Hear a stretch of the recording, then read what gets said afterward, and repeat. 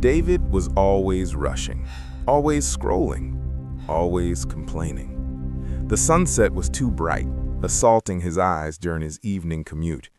His coffee was too cold by the time he got around to drinking it, distracted by the endless stream of notifications. His commute was too long, every red light a personal insult to his carefully scheduled day.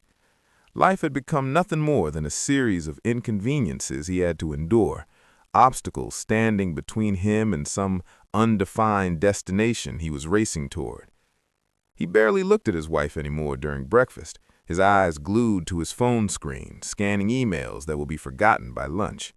His daughter would show him her drawings, and he'd offer an absent-minded, "That's nice, sweetie," without ever really looking.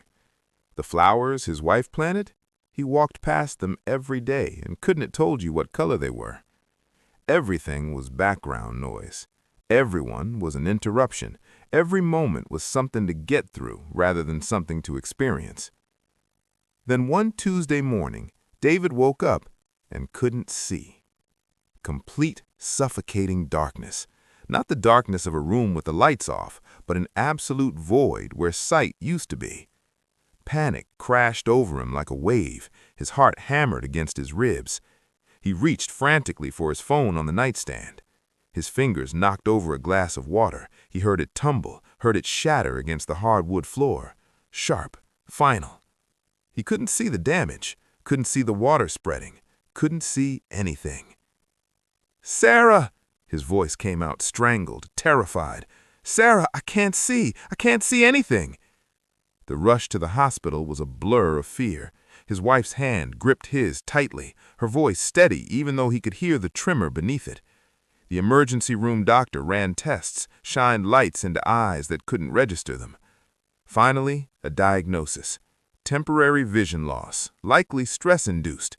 His body had simply shut down, overwhelmed by the relentless pace he'd been keeping.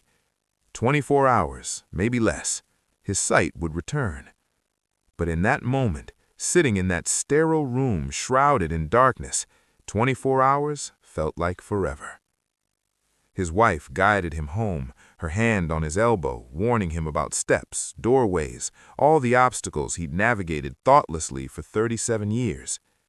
She settled him into his favorite chair by the living room window. He felt helpless, vulnerable, terrified. "The sun is rising," Sarah said softly, sitting beside him. Her voice sounded different now, warmer, richer, fuller.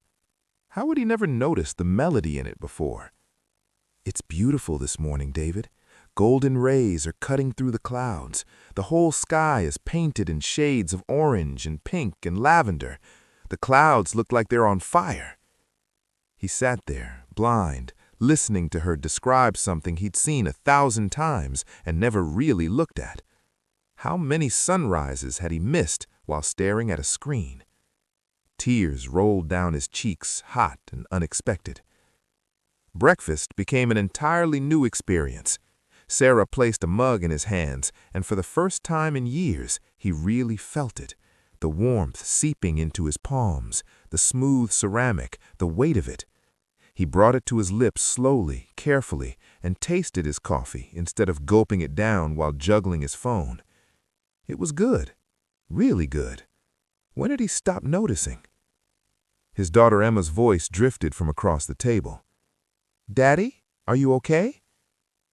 "I'm okay, sweetheart. Tell me about your pancakes. Describe them to me." There was a pause, then her 7-year-old voice brightened. "They're really fluffy and golden brown like a teddy bear, and Mommy put blueberries in them that look like little purple jewels, and the syrup is all shiny and drippy." He smiled, really smiled, and realized he couldn't remember the last time he'd actually listened to her, really listened, not just hearing words while his mind was somewhere else, but truly being present. After breakfast, Emma took his hand, her small fingers wrapped around his, trusting and gentle. "Come on, Daddy. Let me show you the garden. I'll be your eyes." She led him outside. The grass felt incredible under his bare feet, cool, soft, alive, each blade pressed against his skin. Had it always felt this wonderful? He'd walked on this grass hundreds of times, always in shoes, always in a hurry. "This one is Mommy's rose," Emma said, guiding his hand to a flower. "It's bright red like Snow White's lips. Touch it gently. The petals are really soft." He touched it with trembling fingers. Silk, velvet, impossibly delicate. She guided him to another, then another, describing each one with unfiltered wonder. Yellow daisies, bright as sunshine, purple lavender that smelled of dreams, white jasmine stars scattered across green vines. These flowers had been in his garden for 3 years. He'd walked past them every day. He never stopped, never touched them, never really seen them. "Thank you, baby," he whispered, his throat tight. "Thank you for showing me." The day crept by in darkness, but it wasn't empty. He heard birds singing, really heard them. He felt the breeze move across his skin. His wife read to him, and he listened to both of their voices, present in a way he hadn't been in years. That evening, as twilight approached, something shifted, a blur, a shadow. Then gradually, shapes began to emerge from the darkness, blurry at first, like looking through frosted glass. Then slowly, the world came back into focus. The first thing he saw clearly was Emma's face. She was sitting beside him, waiting, hoping. Her wide brown eyes, the scatter of freckles across her nose, the gap between her front teeth when she smiled, the pure, unguarded love in her expression. David cried, deep, wrenching sobs that shook his shoulders, not because he could see again, though relief flooded through him, but because he realized with devastating clarity how much he'd been missing while he could see, how many moments he'd squandered, how much life he'd scrolled through instead of experiencing. He pulled Emma into his arms and held her like he'd never held her before. "I see you," he whispered into her hair. Sarah wrapped her arms around them both, and he looked at her, really looked at her, the silver threading through her dark hair, the laugh lines around her eyes, the strength and love in her face. When had he stopped seeing her? "I'm so sorry. I've been blind for so long." The next morning, David woke up different, fundamentally changed. He walked to the window and watched the sunrise, actually watched it, stood there for 15 minutes, untouched, and witnessed the miracle of a new day being born. Golden light spilling across the world, colors blooming across the sky, beauty that existed whether he noticed it or not, but how much richer it was when he did. He looked at his wife across the breakfast table like he was seeing her for the first time in years.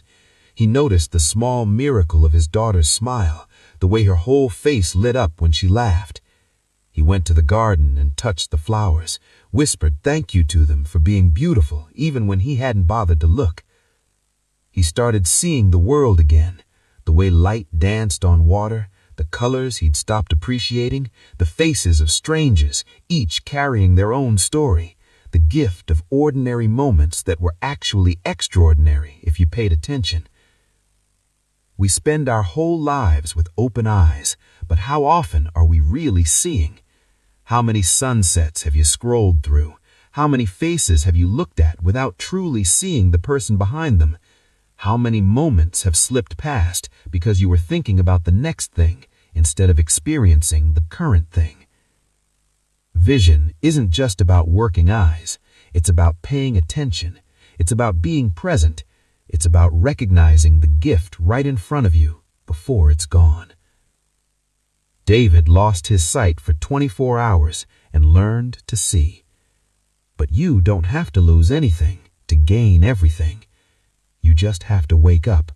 You just have to look. Really look. The people you love won't be here forever. These moments won't come again. This exact moment, as you read these words, will never return. What are you missing while your eyes are open? If this story changed your perspective, I need you to do something important right now. Hit that subscribe button because every week we share stories like this one, stories that remind you what actually matters. Drop a comment below and tell me what you've been taking for granted. Like this video if it moved you, and share it with someone who's always rushing, always stressed, always missing the moment. Share it with anyone taking their blessings for granted. Don't wait for darkness to teach you to see.